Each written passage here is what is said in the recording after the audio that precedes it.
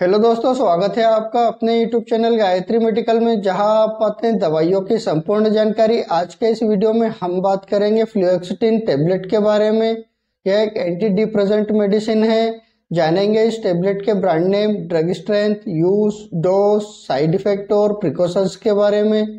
तो बने रहिए वीडियो के अंत तक, जिससे कि आपको इस टेबलेट के बारे में पूरी जानकारी मिल सके। तो चलिए वीडियो की शुरुआत करते हैं।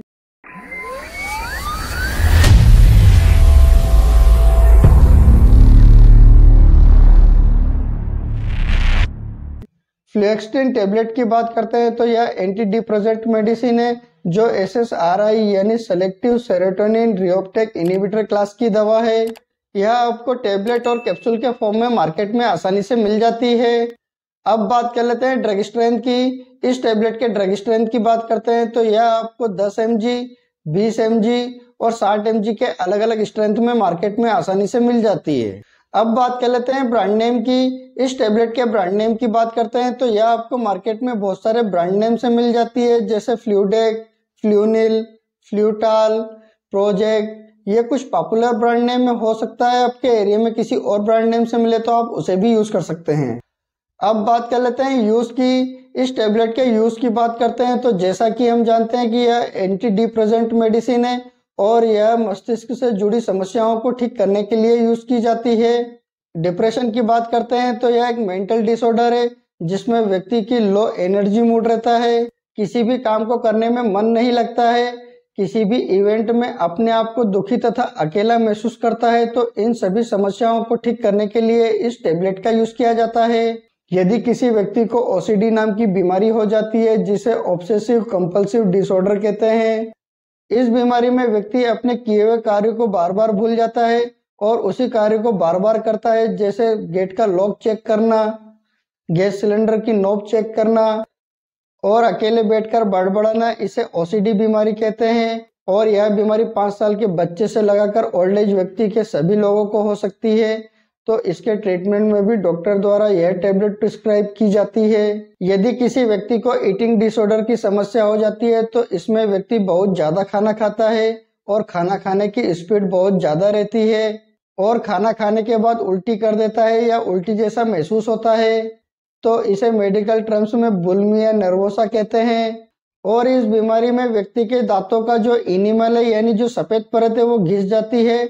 तो इस समस्या को ठीक करने के लिए भी इस टेबलेट का यूज किया जाता है। यदि कोई व्यक्ति वजन कम करने के लिए डाययूरेटिक स्टिमुलेंट का यूज करता है, तो जिसके कारण व्यक्ति को दस्त तथा उल्टी की समस्या होने लगती है तथा कमजोरी महसूस होती है, तो उसको रोकने के लिए भी इस टेबलेट का यूज किया जाता है। यदि किसी लेडीज को मंथली पीरियड्स आने के पहले जो गुस्सा आता है, चिड़चिड़ापन रहता है, डिप्रेशन जैसी समस्या रहती है, तो उस समय भी डॉक्टर द्वारा यह टेबलेट प्रिस्क्राइब की जाती है।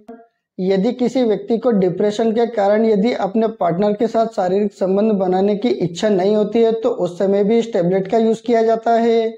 इसलिए इस टेबलेट को मूड एलिवेटर भी कहते हैं। अब बात कर लेते हैं साइड इफेक्ट की। इस टेबलेट के साइड इफेक्ट की बात करते हैं तो इस टेबलेट के कुछ कॉमन साइड इफेक्ट हो सकते हैं, जैसे loss of appetite, dry mouth, constipation, abdominal pain, gastric irritation, seizures. इस प्रकार के कुछ कॉमन साइड इफेक्ट हो सकते हैं। इसके अलावा अगर और कोई साइड इफेक्ट होते हैं तो इस टेबलेट को लेना बंद करें और अपने डॉक्टर से कंसल्ट करें।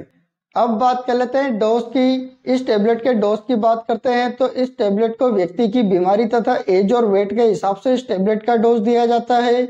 इस टेबलेट के कॉमन डोज की बात करते हैं तो एडल्ट व्यक्ति को 10 mg या 20 mg की टेबलेट रात को सोते समय लेने की सलाह दी जाती है। इस टेबलेट को रात को सोते समय लेने पर बहुत अच्छा रिजल्ट मिलता है और इस टेबलेट को हमेशा खाना खाने के बाद लिया जाता है। किसी बच्चे को OCD नाम की बीमारी हो जाती है तो उस समय भी डॉक्टर द्वारा बच्चे को यह टेबलेट प्रिस्क्राइब की जाती है। तो उस समय आप बच्चे का विशेष ध्यान रखें, क्योंकि यह टेबलेट कभी कभी सुसाइड थॉट इंक्रीज कर देती है। इस टेबलेट के टाइम ड्यूरेशन की बात करते हैं तो इस टेबलेट को 1 महीने से लगाकर 2 महीने तक भी दिया जाता है और यदि किसी व्यक्ति को ज्यादा प्रॉब्लम होती है तो उसे लंबे समय तक भी दिया जा सकता है। और इस टेबलेट को कभी भी एकदम से बंद ना करें, इसे धीरे धीरे ही बंद किया जाता है। अब बात कर लेते हैं प्रिकॉशंस की। इस टेबलेट के प्रिकॉशंस की बात करते हैं तो यदि किसी व्यक्ति को इस टेबलेट से किसी भी प्रकार की कोई प्रॉब्लम होती है तो आप इस टेबलेट का दोबारा यूज ना करें। यदि कोई व्यक्ति अल्कोहल का यूज करता है तो उस समय आप इस टेबलेट का यूज ना करें। इस टेबलेट को लेने के बाद ड्राइविंग या किसी हैवी मशीनरी पर काम ना करें। यदि आप किसी भी प्रकार की कोई मेडिसिन का यूज करते हैं तो आप अपने डॉक्टर को जरूर बताएं।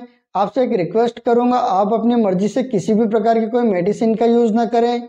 आप अपने डॉक्टर या किसी फार्मासिस्ट की सलाह से ही मेडिसिन का यूज करें। उम्मीद करता हूं कि आपको फ्लुओक्सेटिन टेबलेट के बारे में पूरी जानकारी मिली होगी। अगर वीडियो अच्छा लगे तो लाइक करें, शेयर करें, सब्सक्राइब करें, जिससे कि और भी लोगों को जानकारी मिल सके। जय हिंद, जय भारत।